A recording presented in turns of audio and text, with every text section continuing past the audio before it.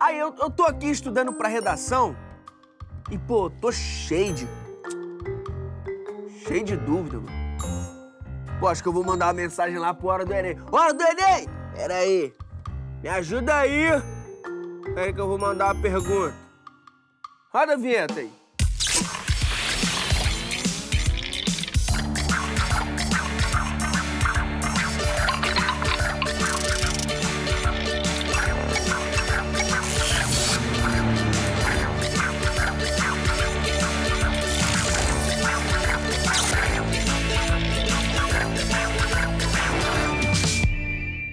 Hora do Enem no ar! E hoje a gente tira as suas principais dúvidas sobre a redação do Enem. Você que enviou suas dúvidas pelo nosso Facebook e pelo Twitter, o momento é esse. Do Rio Grande do Sul a Tocantins, do Rio de Janeiro a Mato Grosso, de Goiás a Bahia, muita gente mandou mensagem. E quem ajuda a responder todas elas? Professora Dayana Mendes. Tudo bem, professora? Tudo bem, Landy. Seja bem-vinda, professora. Obrigada, Landy. E aí, estamos a um mês da redação. Como estão os alunos, os candidatos? Bom, nervosos, ansiosos, mas isso é super normal, tá? A gente precisa que vocês mantenham a calma e a gente também precisa que a família perceba que o aluno tá mais sensível do que ele deveria estar, né? Mas no final das contas vai ser um dia como outro qualquer, você vai lá e vai dar o seu melhor, tá?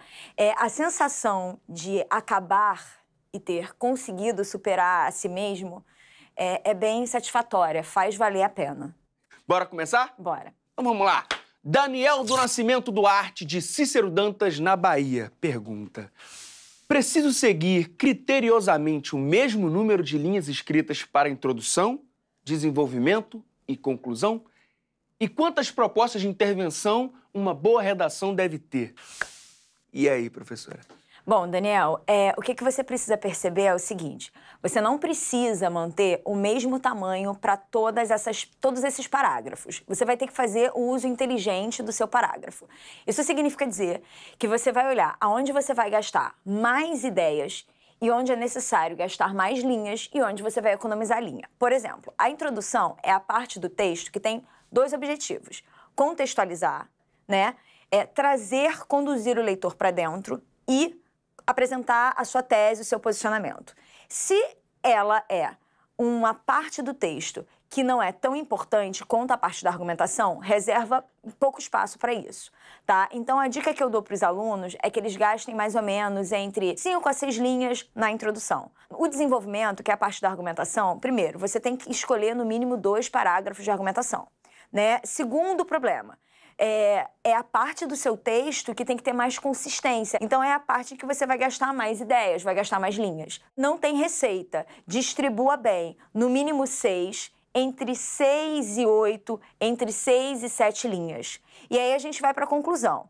Na conclusão do Enem, é interessante que você coloque a sua proposta de intervenção. E aí, quando você colocar a sua proposta de intervenção, alguns alunos têm dificuldade em fazer uma proposta curta, ou em calcular o tamanho da proposta. Então, assim, algumas redações do Enem trazem uma proposta de intervenção, uma conclusão um pouco maior, né? Com 7 linhas, com 8 linhas, o que é compreensível. Não tem nenhuma regra dizendo que você tem que distribuir a quantidade de linhas assim ou assado. É uma questão de bom senso, do que você vai realçar, do que você vai enfatizar. Então, dá espaço para argumentação, dá espaço para proposta e condensa, diminui na introdução. Dá um exemplo, professora. Essa redação não vai ser lida, tá? A gente não vai entrar nos detalhes. Eu quero que você preste atenção na estrutura dessa redação. Então, olha só. Observa a distribuição dos parágrafos. Repara que o primeiro parágrafo é o parágrafo da introdução e ele é menor. Já a parte do meio, que é a parte em que ele vai desenvolver as ideias e apresentar os argumentos, ela tem um número de linhas maior. O primeiro argumento, ou seja, o segundo parágrafo, ele é um pouco maior do que o parágrafo seguinte, que é o terceiro parágrafo do texto, tá? E aí você também precisa perceber um detalhe importante. A proposta de intervenção está lá embaixo, na conclusão. como ela quis trazer uma proposta de intervenção com bastante detalhes, ela acabou escrevendo bastante linhas, né? Usando muitas linhas aí para proposta de intervenção. Não tem problema. Outro detalhe importante, você está vendo que essa proposta, essa redação, ela não escreve até a última linha de espaço. Você não precisa escrever até a última linha da folha do Enem para que a sua redação seja boa. O importante é a qualidade da sua escrita. E sobre a proposta de intervenção, professora? Bom, Daniel, nos anos anteriores, o que a gente percebia é que as redações que tiravam nota máxima, elas tinham duas propostas de intervenção ou mais até do que duas propostas de intervenção. O aluno escolhia 2 agentes, ou seja, 2 pessoas responsáveis para realizar aquela ação que ele iria explicar. Acontece que em 2017 a banca do Enem mudou. E a informação que eu tenho, que já começou a circular até nos meios de comunicação, é que nesse ano eles vão privilegiar muito mais a qualidade da ideia que você vai desenvolver. Então eu quero que você tenha em mente o seguinte, você vai precisar escolher um agente, no mínimo um agente. Se você quiser fazer uma proposta de intervenção que tenha mais de um agente, não tem problema. Você vai escolher a pessoa que vai fazer aquela ação. Depois você vai dizer qual é a ação que ela vai fazer. Após explicar qual é a ação que ela vai fazer, eu preciso que você apresente o meio. Como é que ela vai realizar aquela ação? Você quer que se criem palestras na escola. Beleza, quem vai realizar essa palestra? Tá? Quando essa palestra vai ser feita? Então, tenta trazer aí detalhes.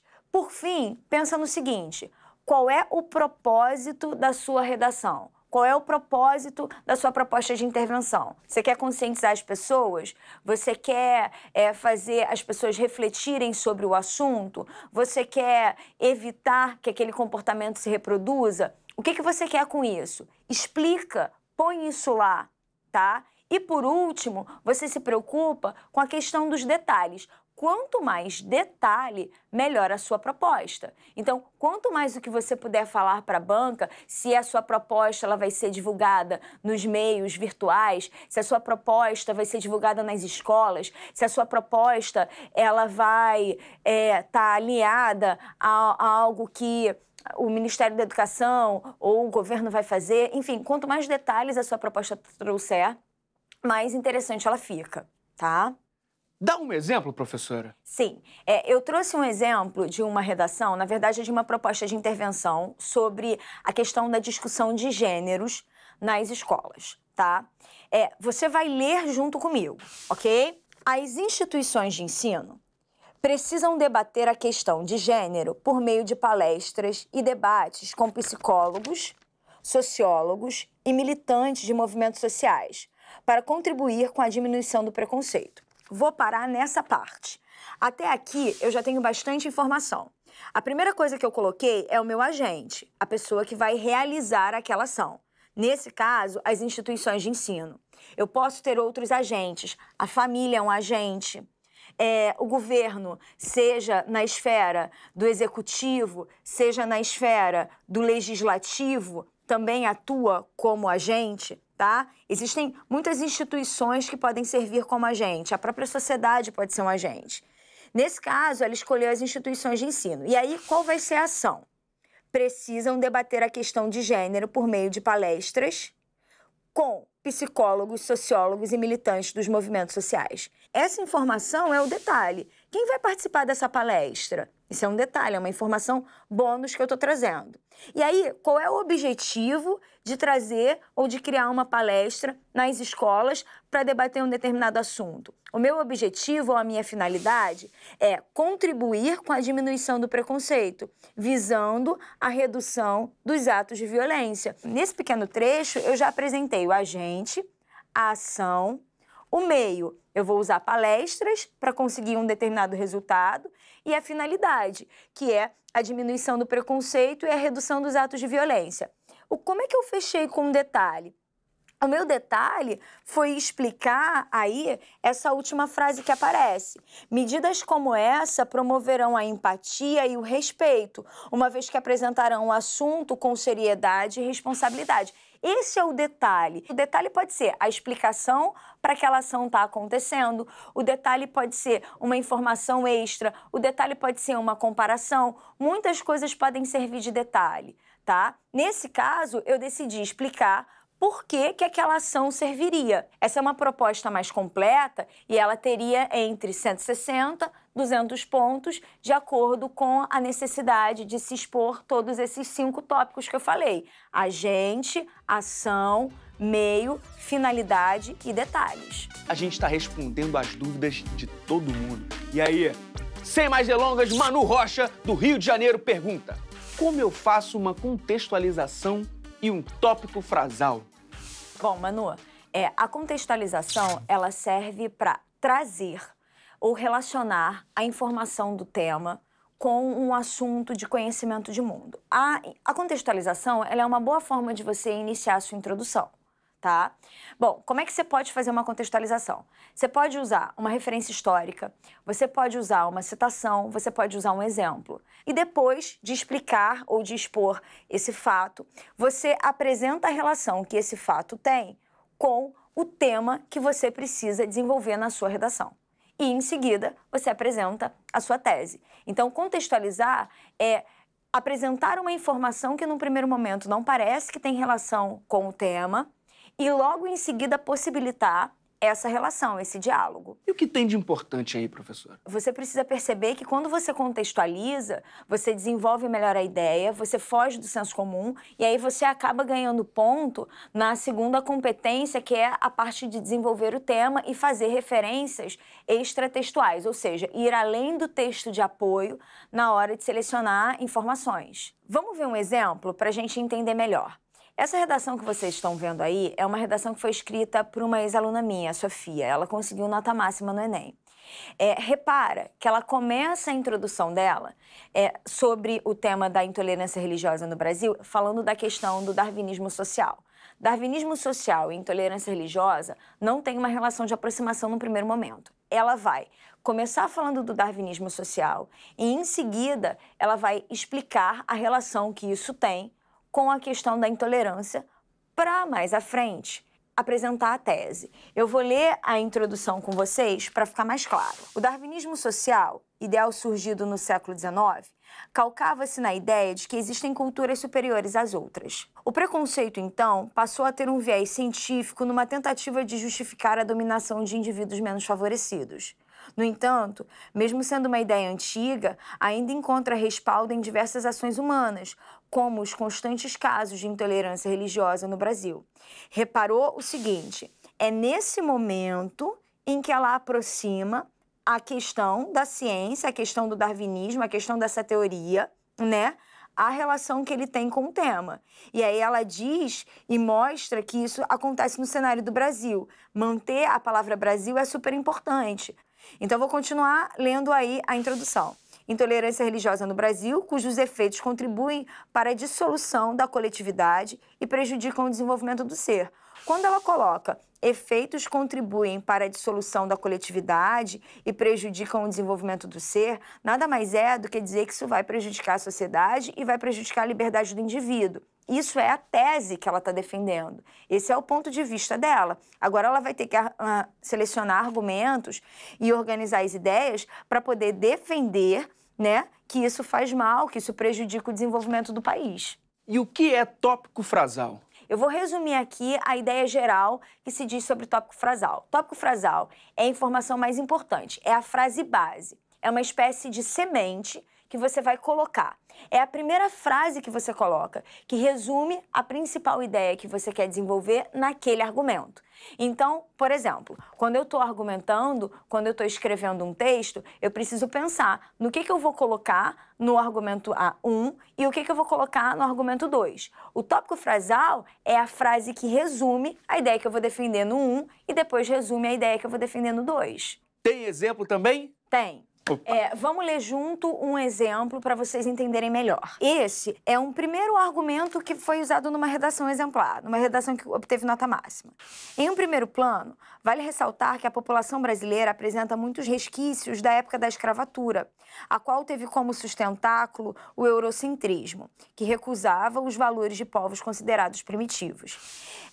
A aluna vai partir a análise dela, mostrando que a questão da intolerância religiosa é algo que está enraigado, é algo que faz parte aí de vários e vários anos da história do Brasil. A partir disso, agora ela vai desenvolver as ideias. A identidade nacional formou-se ignorando expressões culturais de índios e negros, por exemplo.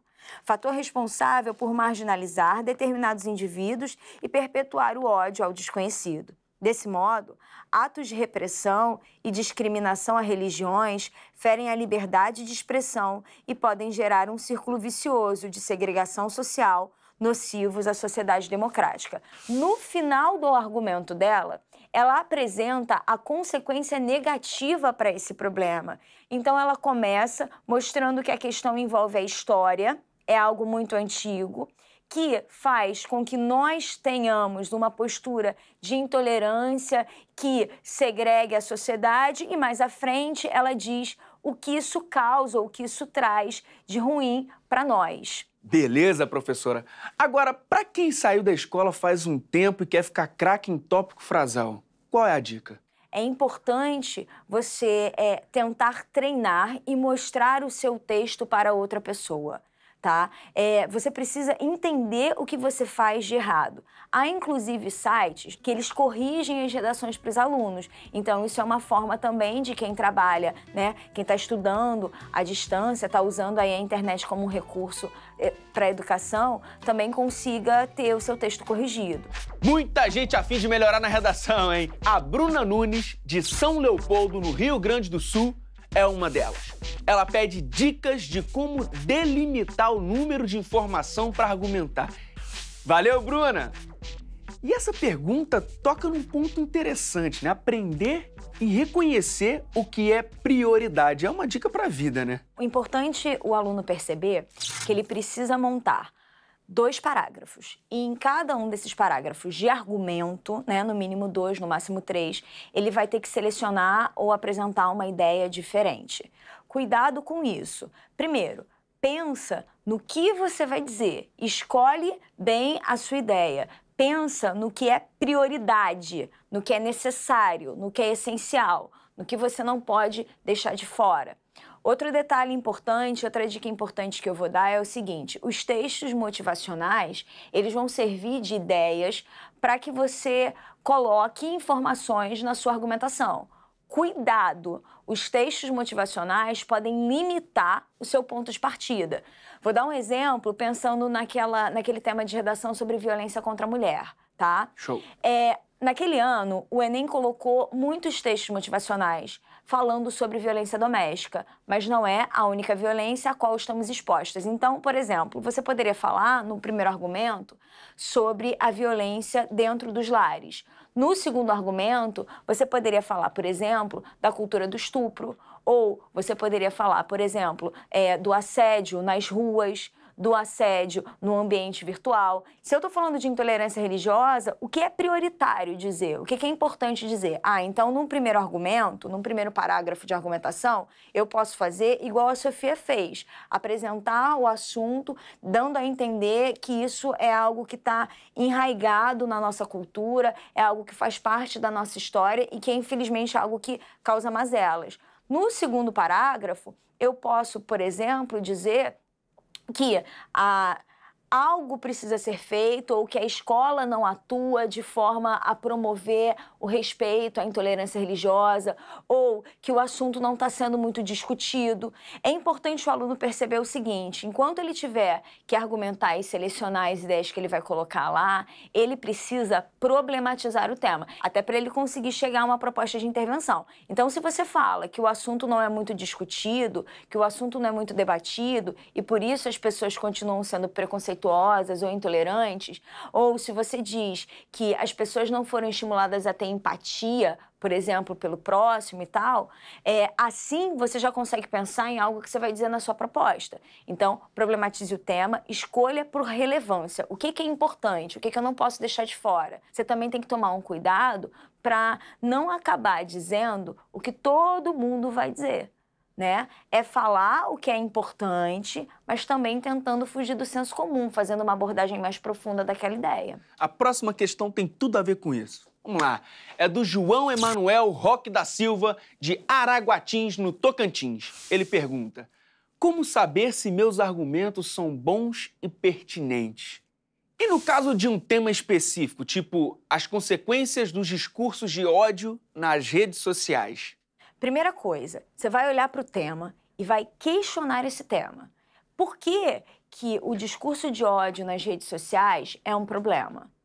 Bom, eu posso pensar que o discurso de ódio nas redes sociais é um problema porque a vítima, ela sofre estresse, ela sofre perseguição e ela acaba ficando doente por conta disso. Então, você tem aí o discurso de ódio ou uma perseguição no ambiente virtual pode fazer com que aquele indivíduo sofra um trauma, sofra uma depressão, em casos mais graves até cometa suicídio. Então, você tem aí a consequência que primeiro, ferir a liberdade individual, não é? Porque o cara que está com um discurso de ódio na internet, ele não está respeitando a liberdade do outro, ele não está respeitando os direitos humanos, ele não está respeitando a Constituição do próprio país. E o segundo problema, que são as causas ou os danos que essa postura pode trazer para aquela vítima. Além da questão do problema que aquilo pode causar para a vítima, a gente também pode pensar que o ambiente virtual, ele infelizmente é um local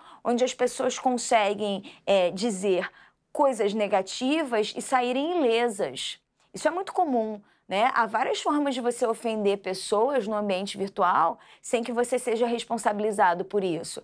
Você pode expor essa questão. Você também pode expor que uma violência que começa no ambiente virtual, ela não necessariamente vai ficar ali. Porque eu posso usar o ambiente virtual para expandir e tornar aquela violência algo concreto. Se você pensar, por exemplo, Land, no que aconteceu nos Estados Unidos recentemente e no que aconteceu na Espanha recentemente, o que a gente tem ali naquela cidadezinha com aquela passeata a favor da supremacia branca e a morte de pessoas inocentes?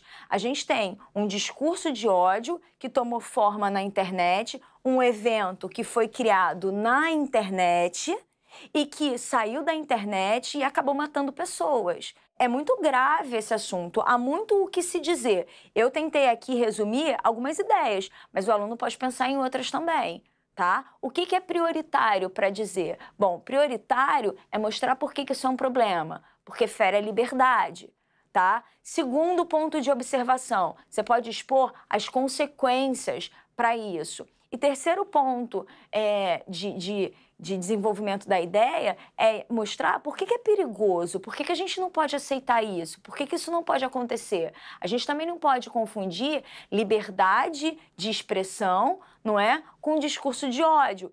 As pessoas usam o argumento de que elas têm o direito de terem liberdade de expressão, só que se o seu direito à liberdade de expressão fere a dignidade da outra pessoa, você está errado.